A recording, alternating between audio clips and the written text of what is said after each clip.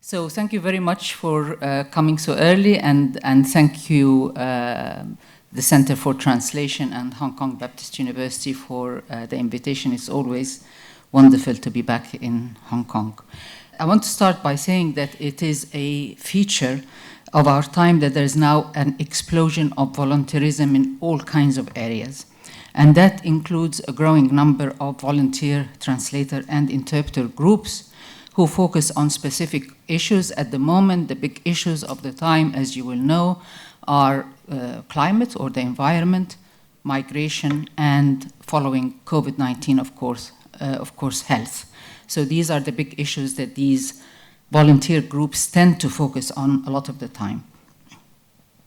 Now, processes of co-optation have always characterized the relationship between dominant and resistant discourses and are relevant here because, as I will try to demonstrate, many of the examples of volunteer initiatives I'll be discussing show clearly that the whole idea of volunteer translation communities as activist, resistant communities is continually being co-opted to serve capitalist agendas, without many of the, I must say, largely well-meaning participants being aware of this. So most people who do volunteer their time, most translators and interpreters who volunteer their time with these organizations do so without being aware that they are being co-opted into quite suspicious agendas.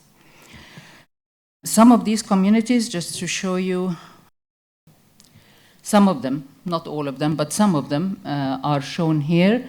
And they are a mixture of things. So a lot of them are registered as non-profit, and some of them are far from being non-profit, as we will see. And some of them are collectives, small collectives of translators and interpreters who combine volunteer work with a cooperative kind of seeking of paid translation as part of the cooperative. What's worrying in this scenario is that several of these new initiatives seem to be either intentionally highly exploitative, or alternatively, they are so uncritical and politically naive that they unwittingly perpetuate various forms of what I will call epistemic injustice and unfair labor practices and aggressive corporate values. Often because they are simply blind to the politics of language and translation.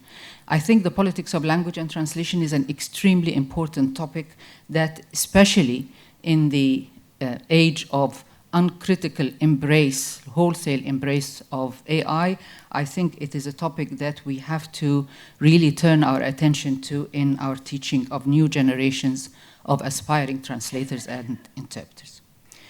Now, some, but by no means all of those involved in some of these initiatives, uncritically, are, I said some, not all of them, are driven by some self-serving idea of charity rather than responsible, critical, and committed solidarity. And I want to make a clear distinction between solidarity and charity.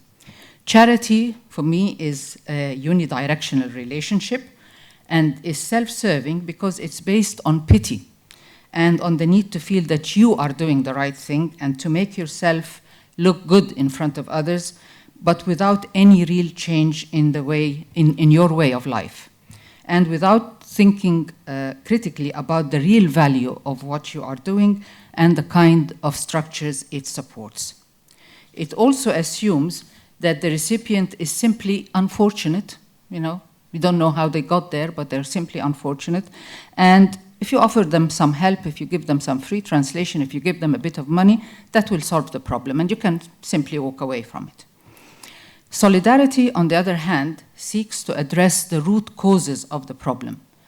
It seeks not only to offer support to the marginalized, but also to effect change in the systemic conditions that create the inequities responsible for the suffering of the marginalized that you are trying to support. Solidarity is also transformative for both parties involved and is driven by a belief in and a commitment to the causes and people one supports. A commitment that demands effecting changes in our own way of life, not just in their way of life, but in our own way of life. It always involves thinking critically about who ultimately benefits from the relationships we engage in and how we can effect lasting change rather than donate a bit of our time or money and then walk away from the problem. Okay, so that's the difference as I see it between charity and solidarity, and for me solidarity is worthwhile, charity is self-serving and is a waste of time. So on what basis do I claim that several of the new initiatives that I will be talking about and that involve volunteer translation and interpreting are self-serving exploitative ventures? I'll answer this question by focusing on three aspects of the workings of some of the volunteer groups that have appeared in recent years and that I find particularly problematic. And I must say, before I go any further, that there are exceptions. There are some very, very good groups that are doing excellent solidarity work. And I'd like to mention in particular, and I encourage you to engage with these groups, Guerrilla Translation and Respond Crisis Translation. But I want to focus on the problematic initiatives because I think this is a time for being more critical and more cautious than ever. It's not a time for congratulating ourselves on the things we do right. We all are aware of the horrors that are going on around us. This is a time where we, in order to avoid being complicit in what's going on around us, we have to learn to be more critical and more careful about the kinds of things that we engage in and the kinds of structures and practices that we perpetuate. Now, the four aspects that, or three, because one of them is kind of more or less combined, that I want to focus on, if I have time, is networks of collaboration and sources of funding. The first thing that you have to ask yourself if you want to work with any of these groups is, who do they team up with? Because if you follow the kind of collaborations, you can see a pattern as to what kind of groups they work with and what that means, and who benefits. Where does the funding from, and who come from, and who benefits from it? Secondly is the politics of language and translation, focusing on the rhetoric of these groups, meaning that the kind of claims about what good they are doing for the community, or in other words, the way they envision and articulate their projects. Thirdly, and fourthly come together, politics of language and translation, the site interface. The site interface is very important because these groups are meant to be offering translation and interpreting work as solidarity work, volunteer solidarity work. So essentially they are talking to people who speak different languages but need their services. The first hurdle for these people to contact them is the site interface. If the site interface is in English only, they'll never get there anyway. And finally, a related thing I'll talk about at the same time is the way they represent the different languages on their site when they do have a site interface in more than one or two languages. And you'll see why that's important if we have time to cover it. Okay, so one particularly problematic group that features as partner of several of the new groups that has already received attention from both translation scholars and professional translators is Translators Without Borders. Some of you may have heard of this particular group. I've written extensively before about this particular group, by far the best known and the most celebrated in the field. I started questioning its ethos and practices as far back as 2006, when it was just an offshoot of a relatively small translation company based in France called Eurotext. Today, it's a vast organization with several offshoots of its own. This is this typical pattern of corporatization, which is to do with corporate culture and big business and exploitative practices. So this is the latest thing I wrote with Attila Piros in the Routledge Handbook of Translation and Globalization, and it's the most detailed study of Translators Without Borders and their practices. Translators Without Borders is important not because I'm going to talk about it specifically, but because it features as a partner with many of the groups that you saw before, you kind of new volunteer groups. So first of all, as I said, just to give you an example of the kind of organization it is, this is in April 2024 and May 2025. I'm making, as you know, a lot of these places, if you're looking at websites, they change all the time. So you have to find out how these groups as well change their image, sometimes in response to criticism they hear about, how they change their rhetoric. So this is both in April 2024 and just a few days ago. This is their website. And you will see that they already talk about how big they have grown and how they've had to create a new organization called Clear Global to help them build on the work of TWB. This is a very common kind of corporate structure. You get bigger and bigger and bigger, and you become part of big conglomerates and so on. And it makes me very suspicious about that. I don't know about you. Secondly, you will see that they team up with extremely questionable organizations. So here in May 2025, they are very pleased to have as something they called Sapphire sponsor. Sponsor means they do something for them. They give them money. It's not just a name on a page.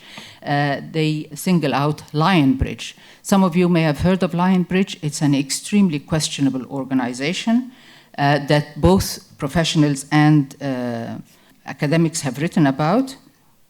So you have here, I don't know if you're familiar with this kind of particular website. It's called Trustpilot, and it's somewhere where you can go. It's very well known. It's very kind of respected. I go to it all the time if I want to check on any group. And they collect a lot of reviews about whatever it is, group, company, whatever. And these reviews tell you what people's experience with the organization.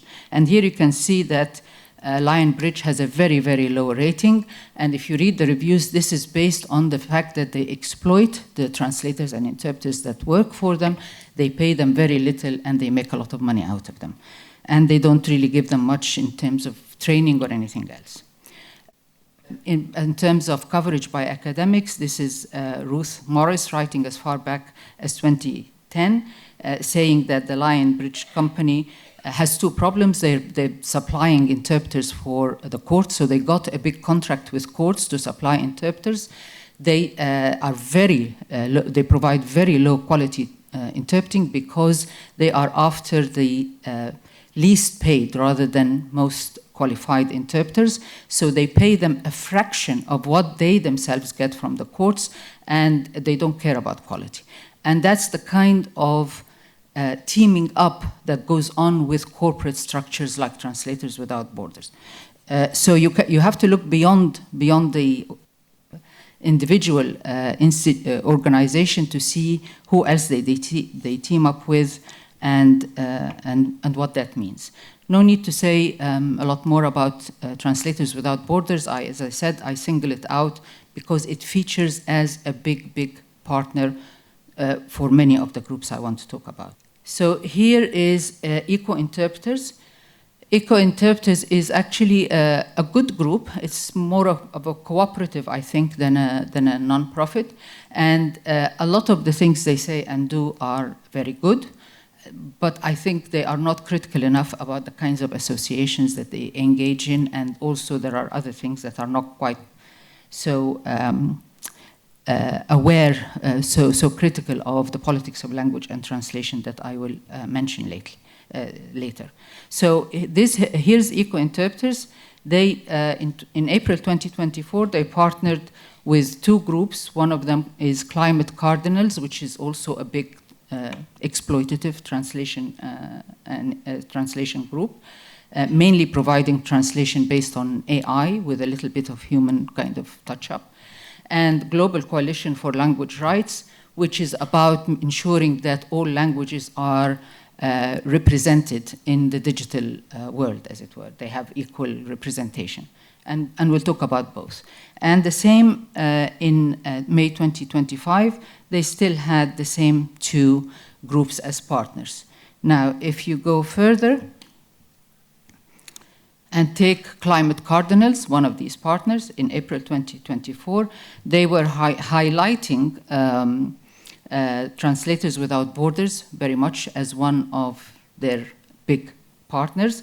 And Google is also extremely questionable, but you have to ask, what do these partners do? So they have a partnership director. That means they are really big about seeking a lot of partners. And these partnerships, they do something. They are, so this guy or whoever who is the partnership director, through these partnerships, raised $500,000 for the organization. So it's about raising money. And then you have to ask, where does this money go? Because the translators are volunteers. They don't get paid. Why is this emphasis on raising a lot of money? Where does it go? In May 2025, we still have Translators Without Borders as partner of Climate Cardinals, and we have Google, and we have L'Oreal. Again, if you're going to do solidarity work, you've got to do your homework.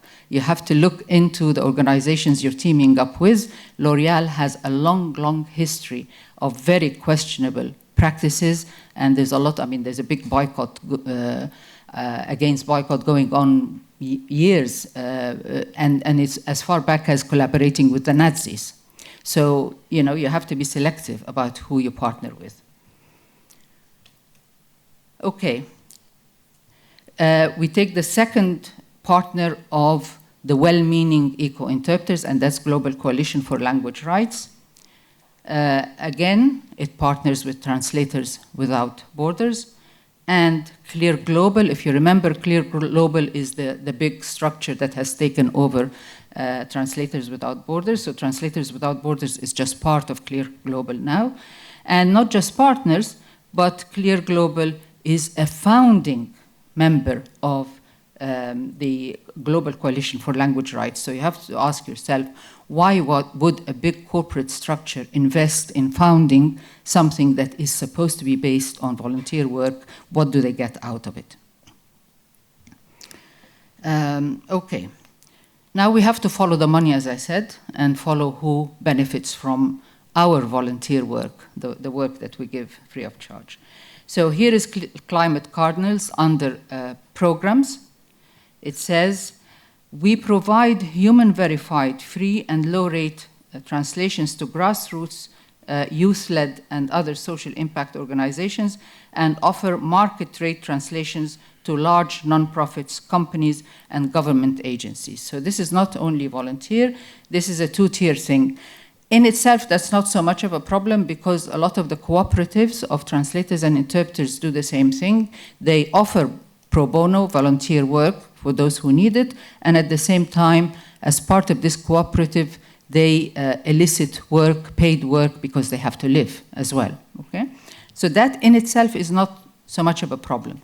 But since they do raise all this money, kind of market rate, do market rate translations, where does the money go? And the volunteers, what do they get? They don't get money. Oh, we give them training, we support them with climate information, but we don't give them money. So where does the money go?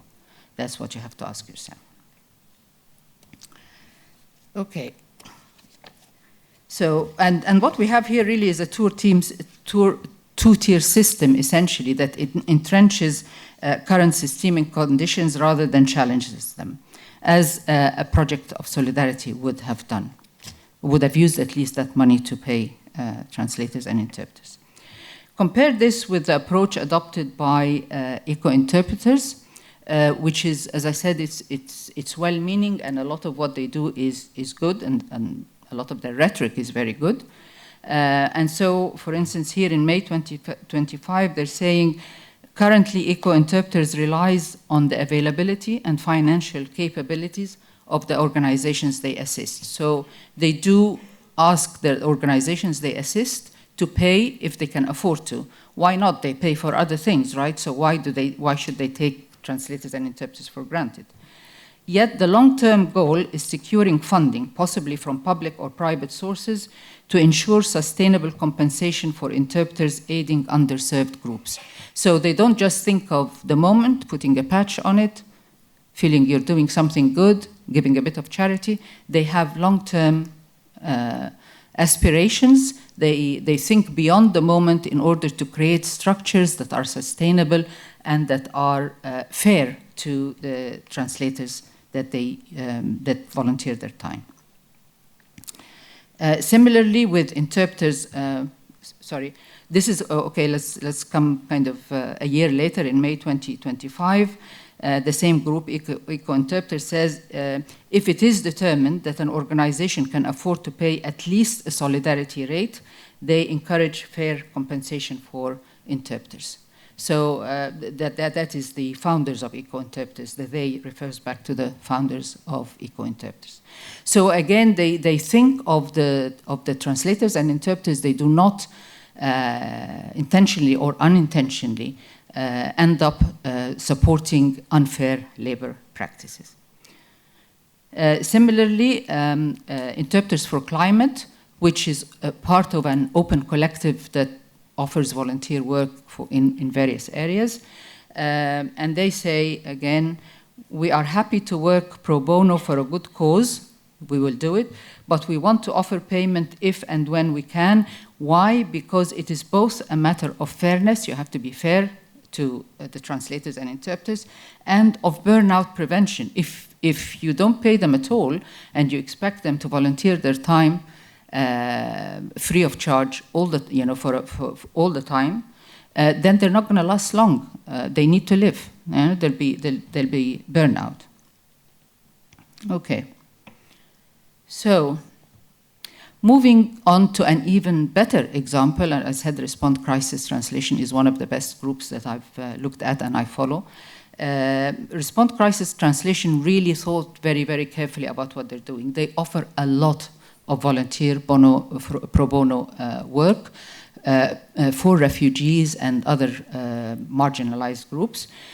But they say it is our priority to pay translators and interpreters in our network who are themselves refugees, deportees, asylees, or otherwise system impacted for their work. So not only do they pay them, they try to use the very people who are marginalized and oppressed and in need of support. They use them and pay them to do, they train them and use them and pay them to do this work. They also help them to obtain formal certification in translation and interpreting so that they can pursue a career of their own. That is very much thinking, that is solidarity work. That is thinking beyond the moment and looking to build fair structures that can sustain people beyond your own ability to help them at a particular point in time. It's very important here as well because if you think about it, migrants and refugees are excluded from the dominant order of the nation state. They are essentially non-citizens. But Respond creates a space in which they are fully included and can live in dignity, specifically by being able to work and earn a decent wage for their work.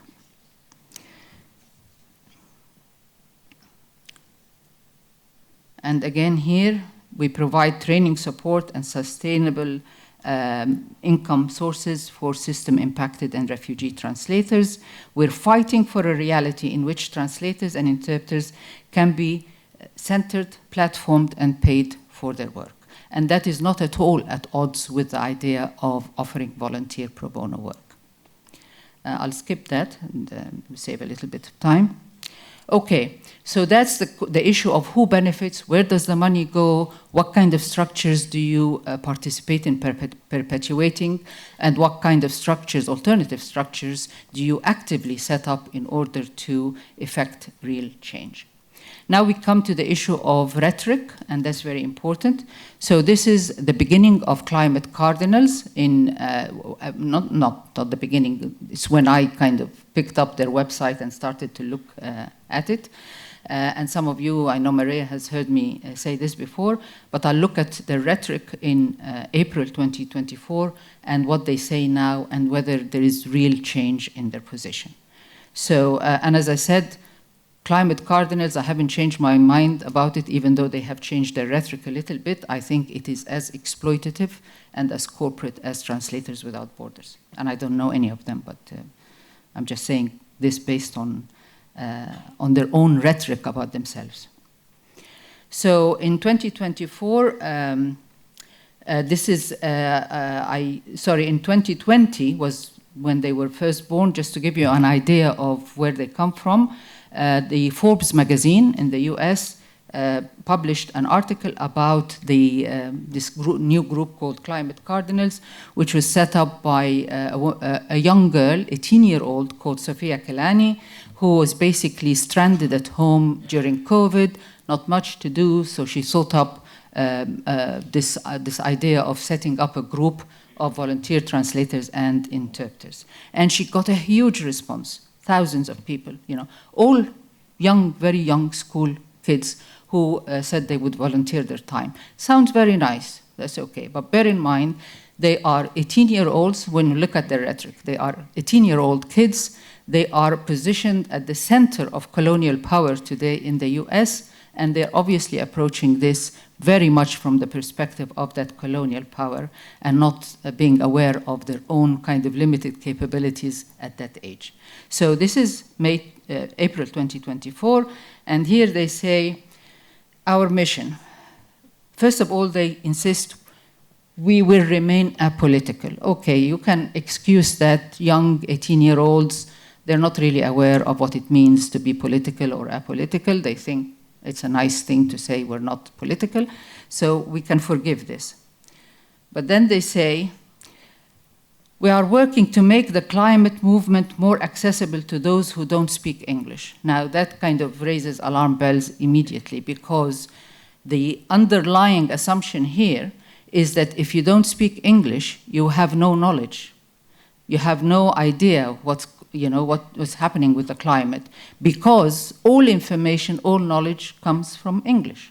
And if you don't speak English, now, anybody who knows anything about the climate movement will know that some of the most exciting work and the most innovative work on the climate is being done in kind of various parts of the world in the global south. But of course, English, what is published in English is what gets the attention. And they will also know that the kind of standard approach in the English-speaking world and in Europe and the West to climate and sustainability, based on the UN Sustainable Development Goals, has been criticized heavily and is itself part of very questionable practices. So the idea that, we're going to export this to the rest of the world is in itself problematic.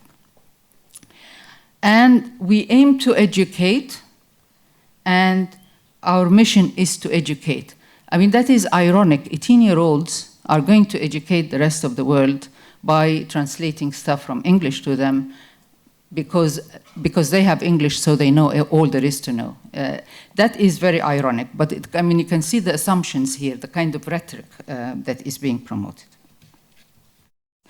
Okay, this is to be fair to them.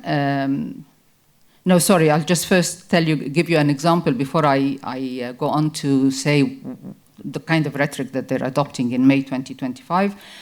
Give you an example of an alternative rhetoric, eco-interpreters again. So here, eco-interpreters, for instance, say all over the world, brave and courageous individuals are responding to a collective call to action. So they realized the climate movement is a world movement. This is going on all over the world, not just in the English-speaking world. And Eco-Interpreters is a volunteer-led, non-profit organization that was born to ensure that the voices of those individuals all over the world are heard, irrespective of their native language. So there's no assumption here that you have to be speaking English or be part of the English world in order to have the knowledge that needs to be heard. Okay, that's a very different rhetoric. And they also talk about allies, and that's a good word to use, because allies means you're not in a kind of hierarchical structure where you are the donor and they are recipients. It's a very different kind of relationship. It's a relationship of solidarity.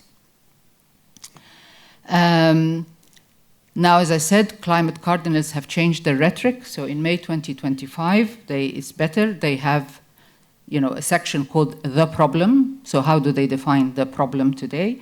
They say that today, more than 6.5 billion people around the world don't speak English. But almost all climate information is written in English. This is a much better and a very different way of framing the issue. So it's not because all information is in English and we're going to educate you. It's because, as it happens, most things are published in English and irrespective of where it is kind of formulated or where it comes from. And a lot of the people around the world don't speak English. And they acknowledge that there is powerful local knowledge and solutions in different parts of the world. So it's a very different kind of rhetoric. It's a welcome change. Okay? However,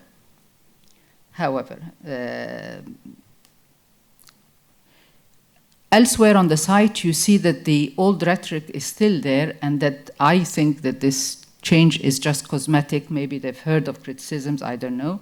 But here, they say under programs, mission, Climate Cardinals is an international youth-led nonprofit that works to make climate education more accessible to non-English speakers. Again, same rhetoric as before, plus we aim to educate again. So it hasn't really changed. It's kind of changed in a little bit of the website. Somebody may have drawn their attention that this is not a nice way to do it. It's not only that, I haven't got time to go through a lot of the other things that you can look at on the website, but when you examine the website very closely, you will see that the whole approach is wrong. So how they sell themselves to the world, for instance, they promote themselves a lot on the basis of, this Sylvia, I think, called Sofia Kilani, the 18-year-old who started it. It's like having Madonna or somebody, a big star, to sell your products to the world. It's not really the world of solidarity at all. It's the world of corporate culture, So, but I won't go through that. We don't have time. Again, Global Coalition for Language Rights. Remember, that was the second partner of Eco-Interpreters. And they have a different mission. They are trying, or they say they're trying to make sure that all cultures, all languages have digital representation, equal digital representation. So the problem with them is, there are several problems, but one of the problems is that their rhetoric far outstrips what they're actually offering. So, for instance, they say, no, I'll come back to the rhetoric and the site information, because that's to do with how what kind of languages the site is in. But here you see again a kind of rhetoric that is similar to the rhetoric of Climate Cardinals in 2024. So they say there are huge information vacuums in non-dominant languages. Really? So dominant languages don't have information vacuums? They're fine. They've got everything there is. But non-dominant languages have these vacuums. And obviously vacuums, if you think about it a little bit theoretically, vacuums are always vacuums in relation to something else. So they're only vacuums because they exist in dominant languages and they don't exist in, something doesn't exist in non-dominant languages, where people, places, and cultures are swallowed into the dark. This is a really terrible rhetoric which kind of brings to mind the colonial language about dark Africa and so on. So really the wrong kind of rhetoric to use. Okay, so let's move on from the rhetoric about their vision of what it is that they're doing. I mean, it all kind of blends into each other, but I'm trying to separate them to allow you to make sense of what I'm saying. So we move on to the rhetoric of what it is that they set out to do and why, into how they communicate with those that they are supposed to be helping. And here, site interface is extremely important. So here we stay with the Global Coalition for Language Rights. Their rhetoric is great. Says things like, We want to support equal digital representation beyond language barriers, and we want to engage in a global conversation. So when you hear that kind of rhetoric, you would expect the site interface to be available in different languages. How are they going to have this global conversation when nobody can understand their website unless they speak English? Not much of a global conversation, really. Here again, we also recognize the challenges and limitations of being an organization exclusively operated by volunteers with limited capacity and no funding sources. Okay, so they recognize, to their credit, they openly recognize the limitations of the fact that they don't have the site interface in other languages, and they explain this by saying, well, we have limited resources, we don't have enough funding, so that's why, not because we don't want to or we don't recognize the importance of having the site interface in other languages, but because we don't have the resources to do that. However, there isn't actually a lot of information on the site to tell you what it is exactly that they do and what they want volunteers for. What do these volunteers actually do? The only thing I can find is this emphasis, huge emphasis, on a series of very big events that they hold all the time. Called, GLAD 25, GLAD 24, the GLAD 23, and so on. And they invite people to apply to do things as part of these events. I'm not sure what things exactly. And the application for doing this is available in a number of languages. So something that is important for them, they want people to get involved in these events. So they have money to run these events, but they call for volunteers to do, not sure what kind of work exactly, and they don't offer them any money. So you have to think, well, where's the money coming from, and what's it being used for? Okay. Compare this with Translation Commons, which is, I think, a good group, although they do have their own blind spots, and they do team up with Clear Global and some suspicious groups. But on the whole, I think they mean well. They started out in 2015. They had 2 languages only, English, and I think this is Chinese, is it? Yes, okay. And notice, and this is very important, that these languages, 3 languages, English, Chinese, and Spanish, notice that these languages are represented in their own script. This is a very important kind of to do with politics of language, but also it has a very practical reason. If you don't represent the languages in their own script, how are those people who speak those languages, if they don't speak English, how are they supposed to select the language? So it's not cosmetic, and also it shows respect to the people who speak those languages, so it's represented in their own script. And in May 2025, you can see that they've expanded the list of languages in which the site interface is available, and including Hindi and so on. So first of all, the emphasis isn't just on the big dominant European languages. Secondly, these languages are represented in their own script. And thirdly, they're not ordered in the usual way that you see in commercial sites where you get English and then French and then Spanish and then German. And then if they're really generous, you might get Chinese or Arabic or some other stuff kind of down the line. No, these are people who are sensitive to the politics of language. Respond crisis translation, similarly. First of all, if you go to their website, you have that globe. Everybody understands that the globe means selection of languages. Okay. And here you have, so you drop down and it gives you the 2 languages. This list of languages, do you need language support, is always on the website. You don't even have to click on anything. It's stuck on the website. So if you need support, you're a refugee, you can quickly, somebody gives you the web address, you can quickly find your language immediately. And just to be sure, it's also available through a drop-down window. So that's importance. And then the representation of languages. Here, eco-interpreters, unfortunately, I said they do have blind spots. In 2024 and in May 2025, they continue to represent languages as flags, as national flags. A very problematic choice, because it disrespects the fact that people who speak, well, variation on the same language are scattered all over the world. I mean, Spanish is represented by mainland Spain. I'm sure Latin Americans wouldn't be very happy with this. French represents all French all over the world, and so on. So it is very problematic. And again, in May 2025, you have the same thing. And of course, the UK represents the whole of the English-speaking world, and so on. In April 2024, Climate Cardinals was even worse. They had this terrible representation of hundreds of languages in the way of a tourist brochure promoting the worst stereotypes, colonial stereotypes that you can imagine. Now they don't have any lists of any languages. You have no idea what languages they cover. So they've just done away with that completely.